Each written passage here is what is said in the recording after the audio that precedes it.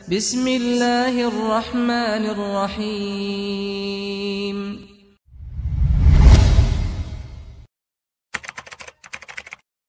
Bismillahirrahmanirrahim. Assalamualaikum warahmatullahi wabarakatuh.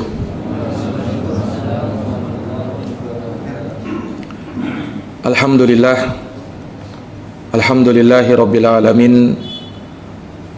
Wabihi nasta'inu ala umuri dunya waddin. Asyhadu an la ilaha illallah wahdahu la syarikalah, ilahul awwalina wal akhirin. Wa asyhadu anna Muhammadan abduhu wa rasuluhu as-sadiqul amin. Sallallahu alaihi wa ala alihi wa sahbihi wa man tabi'ahum bi ihsanin ila yaumiddin wa sallama tasliman katsira, amma ba'd. Subhanaka la ilma lana illa ma 'allamtana innaka antal alimul hakim.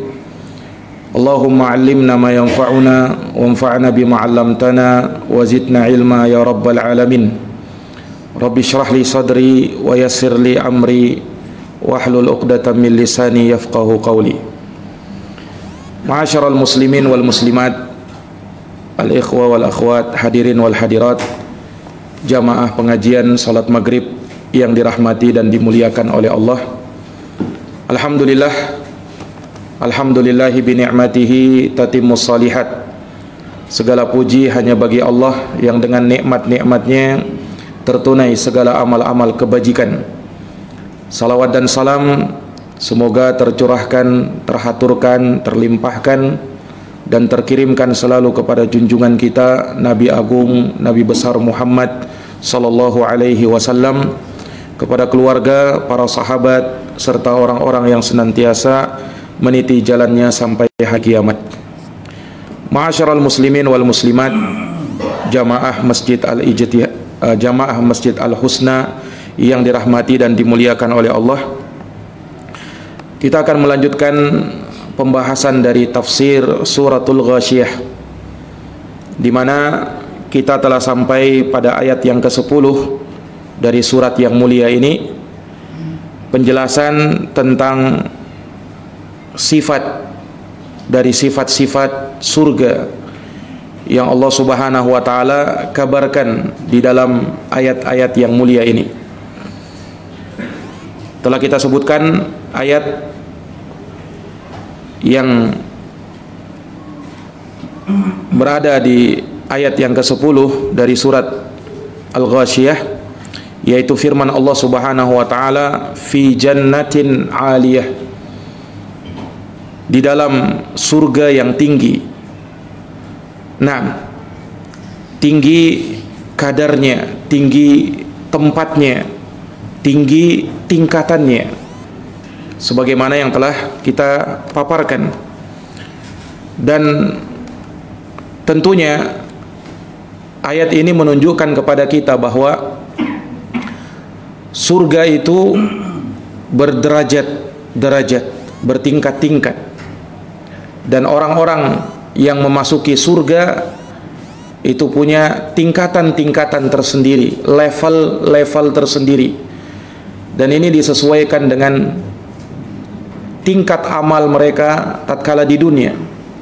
Semakin tinggi iman dan takwa mereka, maka akan semakin tinggi pula derajat surga yang mereka akan dapatkan. Maka ini tentunya ditentukan oleh amal-amal kita tatkala di dunia. Oleh karenanya, para jamaah sekalian, di antara amalan yang akan meninggikan derajat kita di dalam surga adalah membaca Al-Quran, mentadaburi ayat-ayat Quran. Ini diantara sebesar-besar amalan yang akan membuat derajat kita tinggi di dalam surga kelak. Oleh karenanya disebutkan di dalam sebuah hadis, Rasulullah sallallahu alaihi wasallam bersabda, yuqalu li sahibil Quran, akan dikatakan kepada orang-orang yang membaca Al-Quran, Iqra wartaqi warattil kama kunta turattil fid dunya. Bacalah Quran itu Kemudian naiklah kamu. Kemudian bacalah Quran secara tartil sebagaimana kamu membacanya secara tartil di dunia. Sebab kenapa? Fa inna manzilataka inda akhiri ayatin taqra'uha.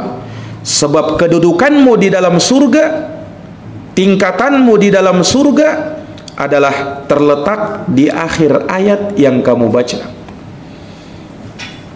Ini jamaah sekalian yang dirahmati dan dimuliakan oleh Allah. Hadits ini diriwayatkan oleh Imam Abu Daud dan juga Imam Tirmidzi. Imam Tirmidzi berkata bahwa hadza hadisun hasanun sahih. Hadits ini adalah hadits yang hasan sahih. Maka dari hadits yang mulia ini, ulama mengatakan bahwa di antara amalan terbesar yang bisa menaikkan derajat kita di dalam surga adalah dengan senantiasa mentilawah Al-Quran, membaca Al-Quran, sembari mentadaburi makna-makna yang terkandung di dalamnya. Dan dari sana pula ulama mengatakan, atau sebagian ulama berpendapat bahwa derajat di dalam surga itu disesuaikan dengan jumlah ayat di dalam Al-Quran berdasarkan hadits ini. Dan kita tahu bersama ayat-ayat Quran itu 6.000 sekian lebih. Ulama ada berbeda pendapat dalam menentukan jumlahnya, ya. Ada yang menyebutkan 6.600 sekian, ya. Hanya ulama rahimahumullahu ta'ala menyebutkan bahwa ayat-ayat Quran ini, jumlah ayat-ayat di dalamnya itulah jumlah tingkatan dan derajat yang ada di dalam surga berdasarkan hadits ini.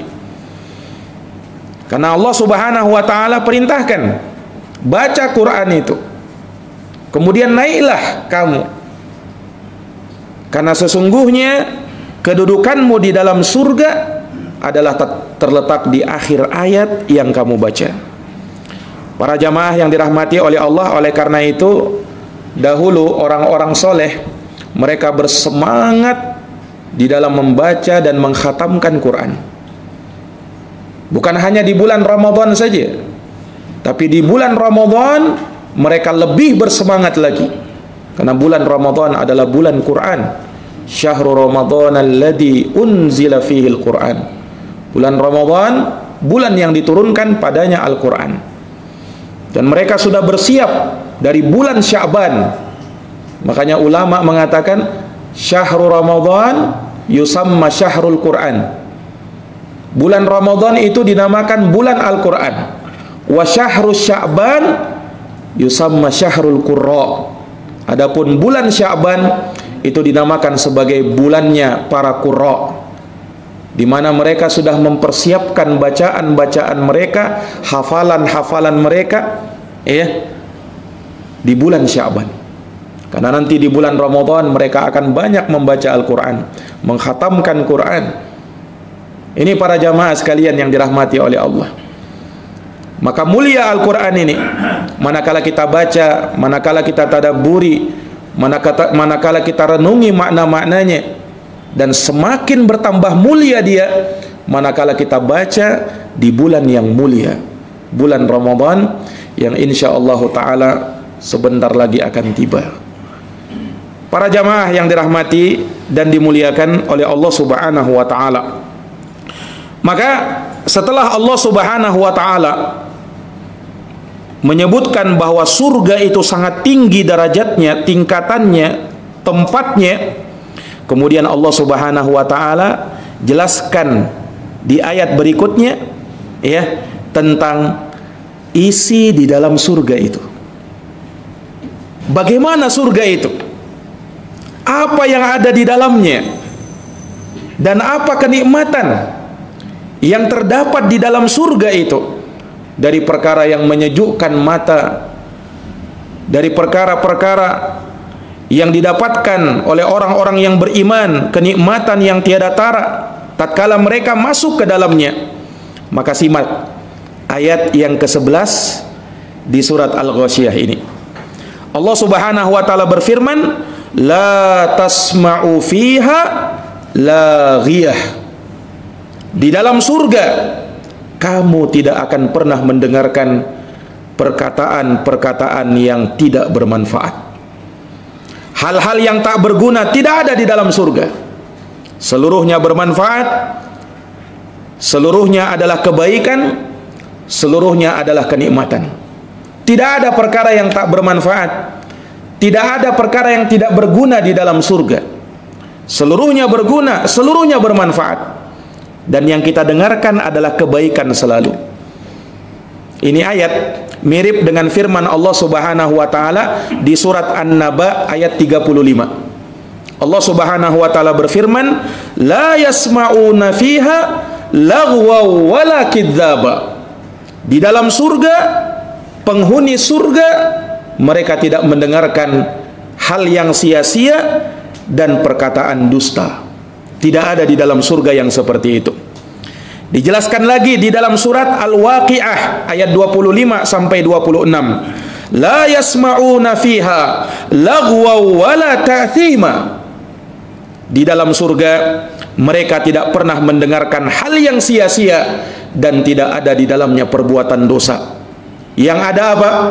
Illa qilan salaman salama.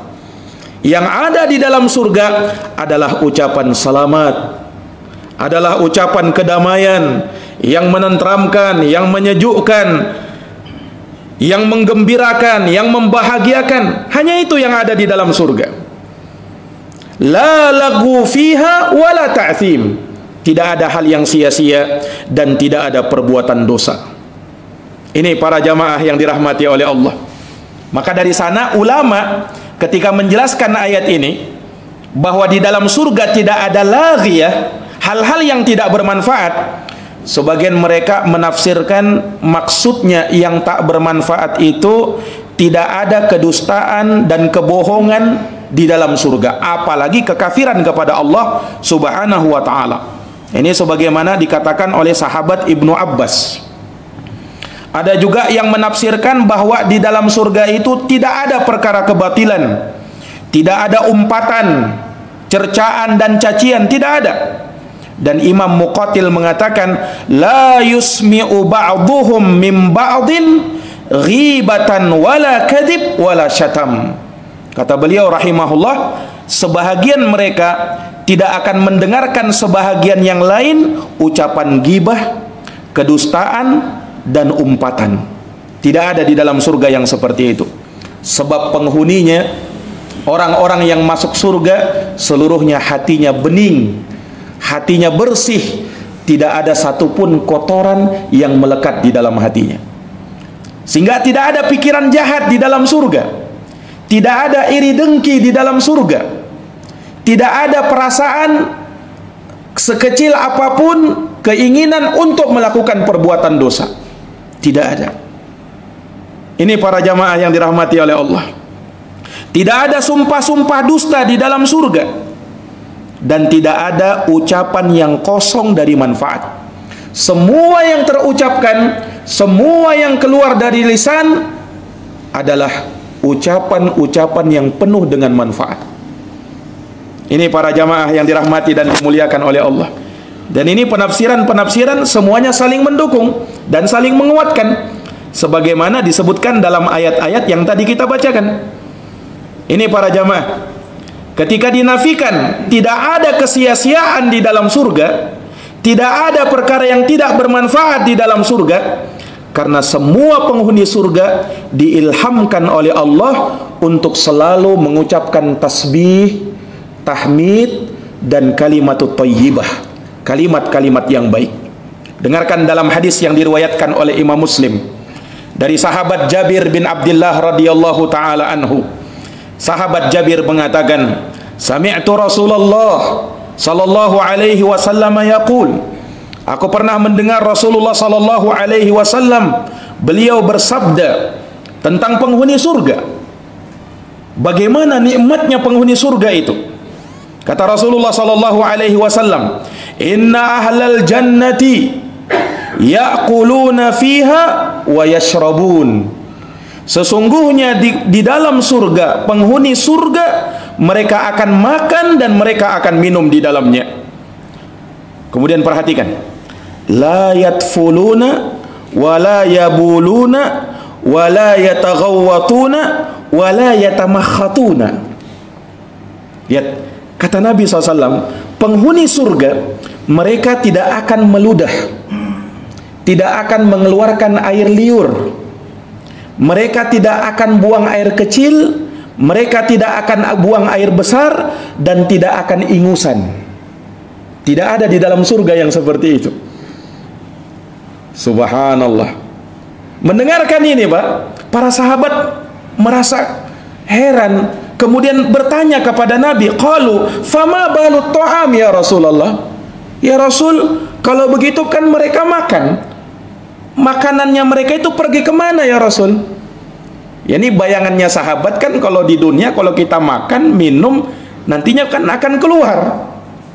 Nah, terus penghuni surga bagaimana ya Rasul? Apa mereka makan terus kemudian tidak ada buang air? Terus bagaimana jadinya? Kata Nabi SAW menjelaskan, jusha warish karishil misk. Makanan yang mereka makan, minuman yang mereka minum akan menjadi dan keluar seperti sendawa dan keringat yang berbau misik. Itu yang keluar. Hanya sekedar sendawa, hanya sekedar bau keringat, keringat, yang keringatnya tidak berbau, bahkan keringatnya berbau minyak kasturi yang paling harum. Allahu Akbar. Jadi tidak ada buang air kecil, tidak ada buang air besar, bahkan tidak ada meludah, mengeluarkan dahak, ingus, tidak ada. Karena surga betul-betul tempat yang bersih dari itu semua. Makanya tidak ada toilet di dalam surga. Mau apa toilet? Karena tidak ada apa? Tidak ada orang yang buang air besar, tidak ada yang buang air kecil, ingusan pun tidak ada. Tidak butuh tempat yang seperti itu. Surga betul-betul bersih, suci, dan tidak ada yang seperti itu. Allahu Akbar. Ini sabda Nabi SAW. Kemudian beliau melanjutkan, yulhamuna tasbih wa tahmid kama yulhamunan nafs. Mereka penghuni surga akan diilhami dengan selalu mengucapkan tasbih, tahmid, sebagaimana mereka diilhami untuk bernafas. Dalam satu riwayat, at-tasbih wa takbir. Mereka selalu bertasbih dan mereka selalu bertakbir. Tidak ada ucapan yang tidak ada manfaat, tidak ada guna, tidak ada. Allahu Akbar. Ini para jamaah yang dirahmati oleh Allah. Yadhkurunallaha bukratan wa ashiya. Di dalam surga, penghuni surga selalu berzikir kepada Allah di pagi dan petang hari. Ini para jamaah sekalian. Makanya tadi Allah Subhanahu wa taala sebutkan apa? La tasma'u fiha laghiyah. Tidak ada yang kau dengarkan di dalam surga itu ucapan-ucapan yang tidak ada manfaatnya.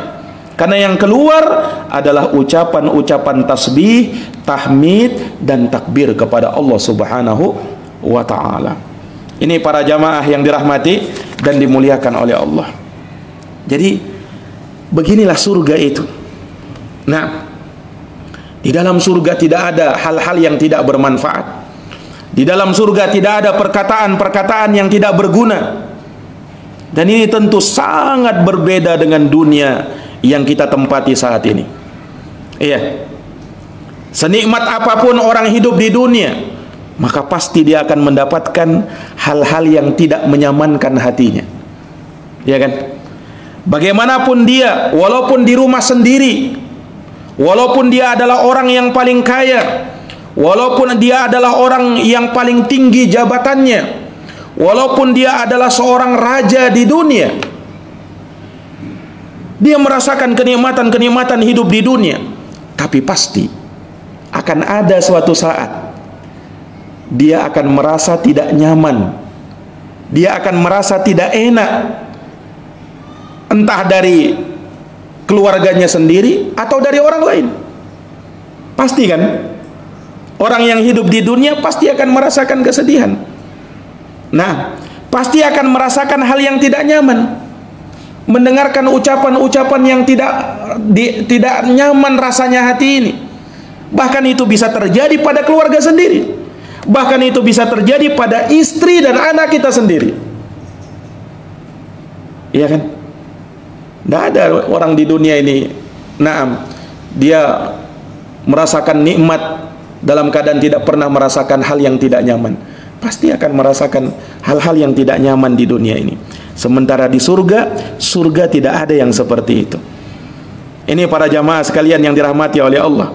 Tidak ada hal-hal yang bisa menyakitkan hati kita, walaupun sedikit. Kan disebutkan surga itu kan bertingkat-tingkat, ya kan? Bertingkat-tingkat surga itu. Nah, orang yang berada di tingkat bawah, dia tidak akan merasa cemburu atau iri dengki kepada yang berada di atasnya. Kenapa? Karena orang yang masuk ke dalam surga dan merasakan nikmat surga, dia akan merasa bahwa dirinya lah yang paling nikmat di dalam surga. Jemaah sekalian yang dirahmati oleh Allah, walaupun mereka adalah orang yang paling bawah tingkatannya, dia merasa bahwa surga yang dia diami, surga yang dia tempati, surga yang paling nikmat sudah. Bayangkan, telah kita sebutkan bagaimana orang yang paling rendah derajatnya di dalam surga itu mendapatkan seperti raja di dunia dikali 50 kali lipat. Itu yang paling rendah. Apa dia tidak merasakan bahwa yang dia dapatkan ini sudah lebih hebat, sudah paling nikmat? Ini para jamaah yang dirahmati dan dimuliakan oleh Allah Subhanahu wa taala. Iya, maka sekali lagi di dalam surga tidak ada perkataan-perkataan yang tidak bermanfaat. Tidak ada perkara-perkara yang membuat hati kita menjadi sakit, menjadi tidak nyaman.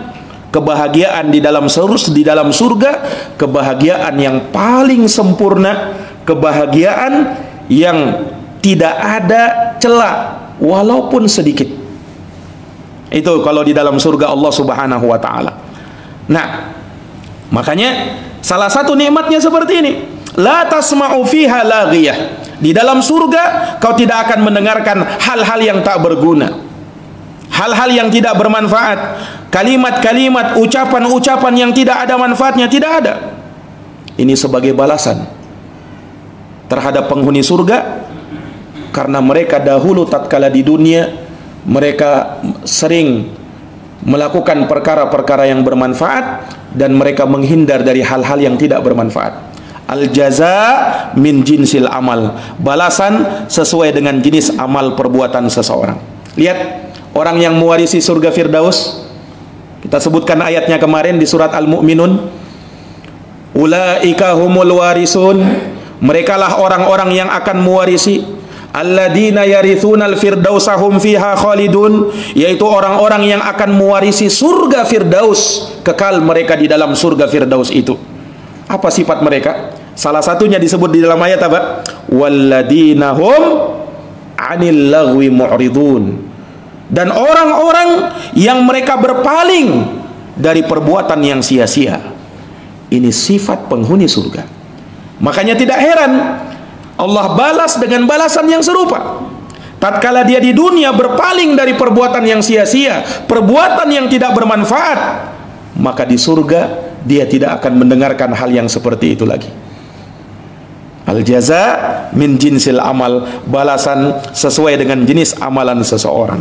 Makanya jamaah sekalian yang dirahmati dan dimuliakan oleh Allah, seseorang yang baik Islamnya manakala dia menghindar dari perkara yang tidak bermanfaat. Rasulullah sallallahu alaihi wasallam bersabda, haditsnya disebutkan oleh Imam Nawawi di dalam kitabnya Al-Arba'in An-Nawawiyah. Kata Rasulullah sallallahu alaihi wasallam, min husni islamil mar' tarkuhu ma la ya'ni.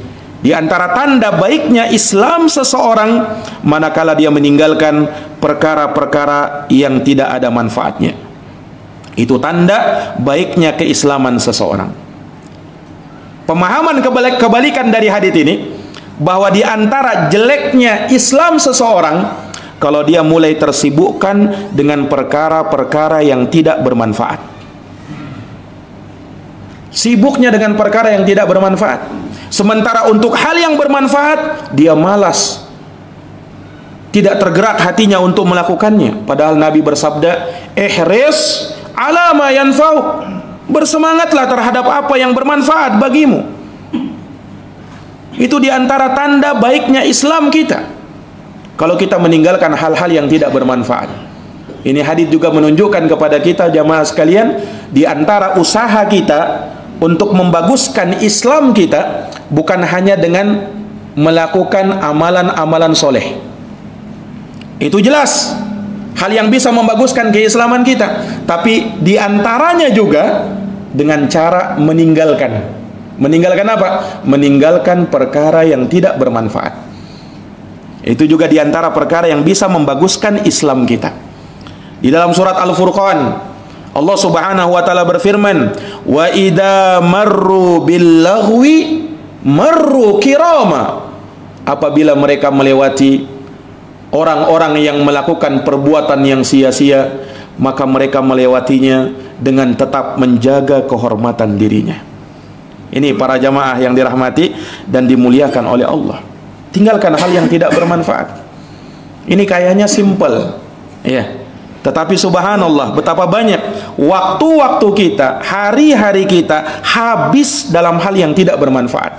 Sibuk dengan perkara-perkara yang tidak penting, baik itu ucapan, perbuatan, berita-berita yang lewat, yang ada di dunia nyata maupun di dunia maya. Tersibukkan dengan perkara yang bukan urusan kita.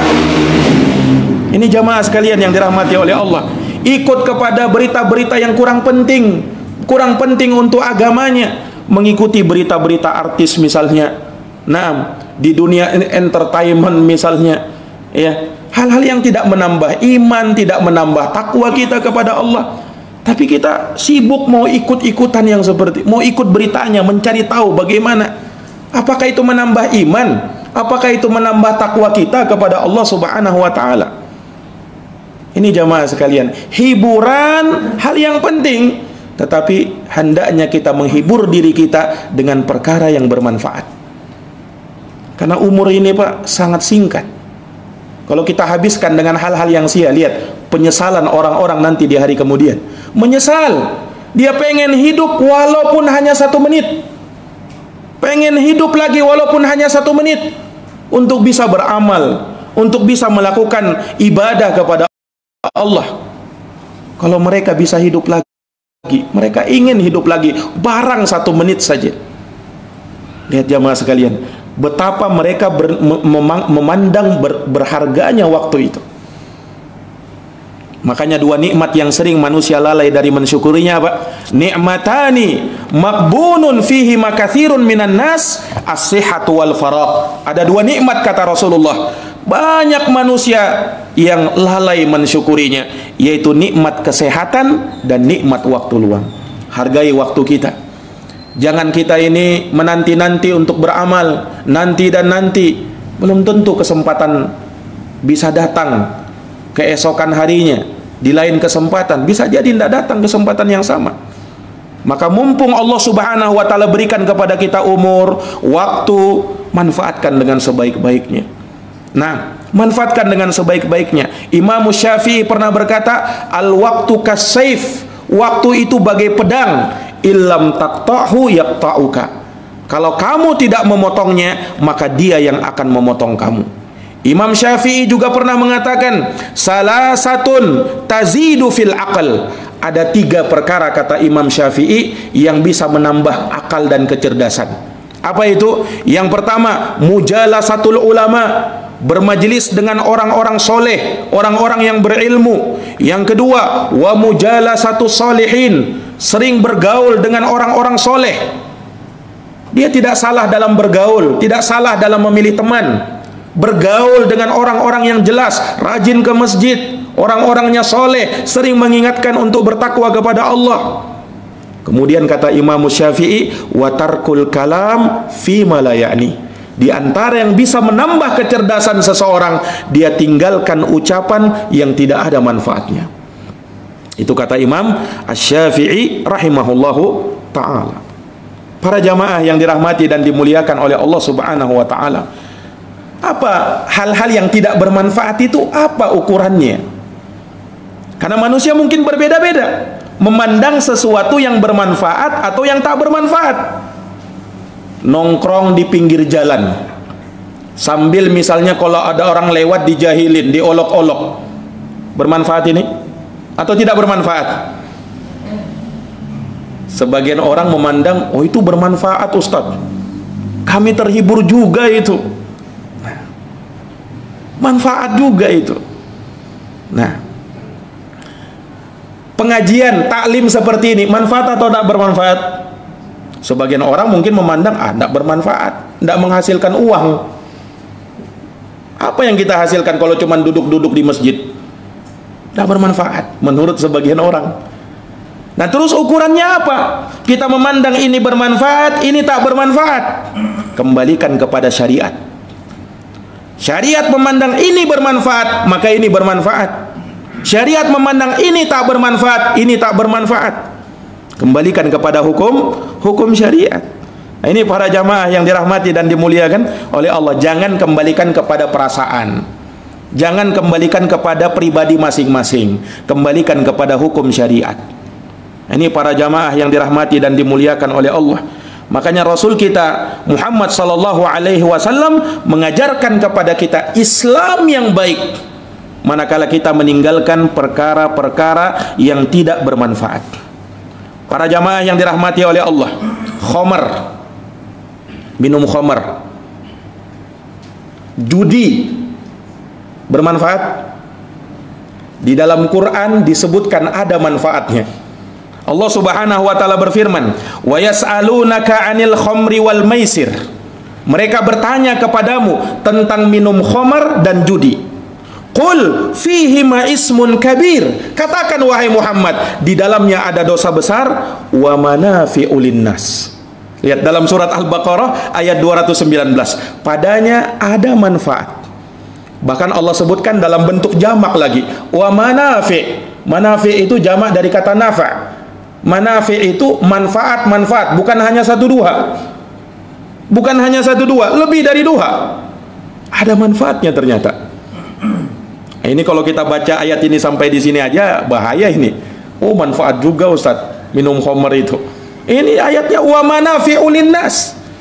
Nah, dia tidak baca ayat setelahnya. Ayat setelahnya apa? Wa ismuhuma akbaru min naf'ihima. Dosanya minum khamar, dosanya berjudi lebih besar daripada manfaatnya. Betul mungkin ada manfaatnya, tapi dosanya lebih besar. Nah, ini yang harus dilihat. Ini para jamaah yang dirahmati dan dimuliakan oleh Allah Subhanahu wa taala.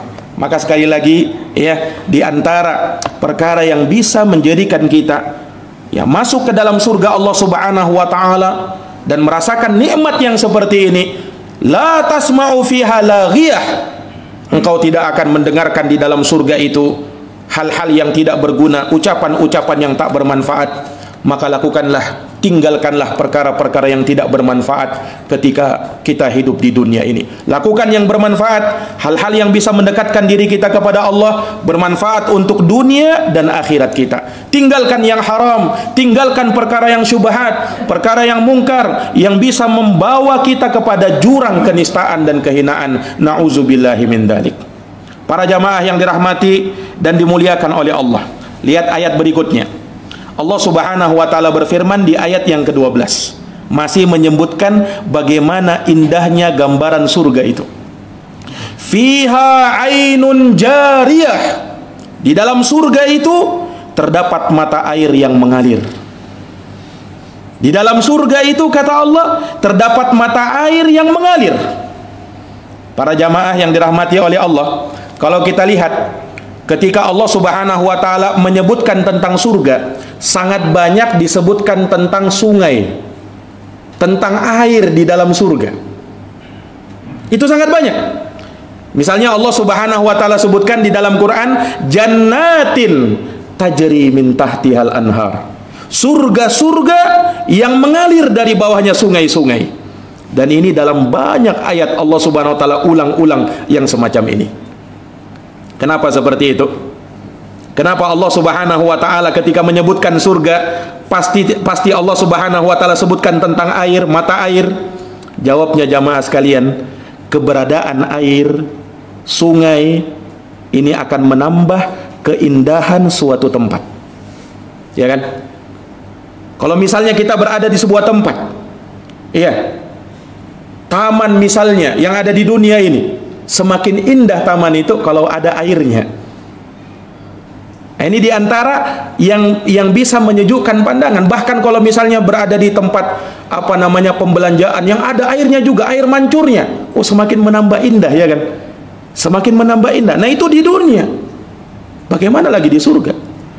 Tempat yang banyak dikunjungi oleh manusia pada hari ini, tempat-tempat yang ada airnya, laut, pantai, sungai yang indah, ya kan? Karena memang diantara keindahan, ya, tempat-tempat yang seperti itu. Orang datang ke tempat air terjun, ya, indah dilihat. Nah, di surga seperti itu. Tapi subhanallah, Pak, lihat gambaran air di dalam surga itu tidak seperti air kita. Allah Subhanahu wa taala sebutkan fiha ainun jariyah, di dalam surga itu ada mata air yang mengalir. Disebutkan oleh para ulama, diantaranya Imam Ibnu Jarir dan juga Imamul Qurtubi dan Imam Ibnu Katsir di dalam tafsir mereka. Kata mereka apa? Sarihatun mutadaffiqah min ghairi ukhdud. Bahwasanya sungai di dalam surga itu mengalir dengan sangat derasnya tanpa ada cekungan. Apa maksudnya? Jadi sungai di dalam surga, kalau sungai di dunia kan, Pak, kalau dia mengalir pasti ada cekungan kan? Ya kan? Pasti ada dataran rendah, di situ ada sungai. Iya. Di dalam surga air itu mengalir, sungai surga mengalir itu di atas tanah, di atas permukaan tanah. Tidak ada cekungannya. Ini tafsir dari ayat ini. Sehingga orang melihat sungai surga, ya, sungai surga, mereka sambil berbaring di samping mereka sungai. Jangan dibayangkan, oh berarti kebanjiran sungai surga, Ustaz. Tidak seperti itu. Ini menggambarkan saking indahnya sungai di surga itu, nggak ada tikungannya. Iya. Ini para jamaah yang dirahmati dan dimuliakan oleh Allah. Dan sifatnya, lihat di dalam ayat yang lain di surat Muhammad ayat 15. Allah berfirman, "Fiha anharun min ma'in ghairi asin." Di dalam surga terdapat sungai-sungai min ghairi asin, yang tidak berubah, tidak akan berbau, ya, tidak akan pekat jadinya. Nah, tidak akan berubah menjadi apa, ada mungkin lumut-lumutnya, tidak ada. Iya. Kemudian apa? Wa anharun min labanin lam yataghayyar ta'muhu. Kemudian di dalam surga ada sungai-sungai dari susu. Bayangkan, ada sungai dari susu.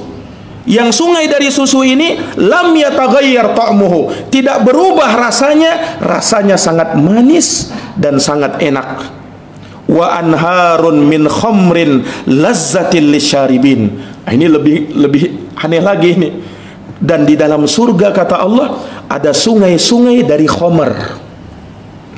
Oh, jangan dibayangkan, Pak, kayak khamr yang ada di dunia, ya. Beda. Khamrun lazzatil lisyaribin, khamr yang sangat lezat bagi orang yang meminumnya. Wa anharun min asalin musaffa, dan sungai-sungai dari asal, dari madu yang sangat murni. Jadi bukan satu sungai aja, Pak. Nah, bukan kayak air laut kita, bukan kayak sungai kita di sini. Bukan. Sungai dari susu ada, dari madu ada, dari khamr ada. Nah, disebutkan sungai dari khamr ini, Allah Subhanahu wa taala sebutkan di dalam Quran, ya, di mana sungai dari khamr ini mereka akan dihidangkan khamr yang berasal dari sungai khamr fi rahikim makhtum. Ya, bahwasanya di dalam surga itu ada sungai yang terbuat dari khamr, yang khamrnya itu tertutup rapat, tersegel dengan sangat rapat. Baunya sangat harum, disegel oleh sesuatu yang terbuat dari kasturi. Disebutkan dalam hadis Nabi SAW, ini khamr yang dihidangkan untuk penghuni surga, ketika ditutup, disegel dengan minyak kasturi tadi, ketika dibuka, kemudian penghuni surga mencelupkan tangannya ke dalam botol yang ada khamrnya tadi, kemudian mereka angkat tangan mereka, maka wanginya tercium oleh seluruh manusia yang ada di sekitar surga tatkala itu. Saking harumnya. Allahu Akbar. Para jamaah yang dirahmati dan dimuliakan oleh Allah, maka ini dari penggambaran bagaimana sungai surga itu. Nah, insyaallah ta'ala masih ada lagi ayat-ayat yang menggambarkan tentang betapa indahnya surga, mulai dari dipan-dipannya, mulai dari gelas-gelasnya, bantal-bantalnya, ya. Kemudian permadani surga. Ini sangat indah untuk digambarkan dan akan kita jelaskan insyaallah taala di pertemuan yang akan datang. Semoga Allah Subhanahu wa taala memberikan kepada kita keistiqomahan untuk senantiasa mentadaburi ayat-ayatnya, dan semoga Allah Subhanahu wa taala menjadikan kita mampu mengambil pelajaran, mengambil hikmah, dan segera mengamalkan apa yang menjadi konsekuensi dari ilmu yang kita dapatkan. Semoga bermanfaat. Jazakumullahu khairan atas perhatiannya. Mohon maaf atas segala kekurangannya. Hadanallahu wa iyyakum ajma'in. Subhanakallahumma wa bihamdika asyhadu an la ilaha illa anta astaghfiruka wa atubu ilaik. Subhana rabbika rabbil izzati amma yasifun, wassalamun alal mursalin, walhamdulillahi rabbil alamin. Wassalamu alaikum warahmatullahi wabarakatuh.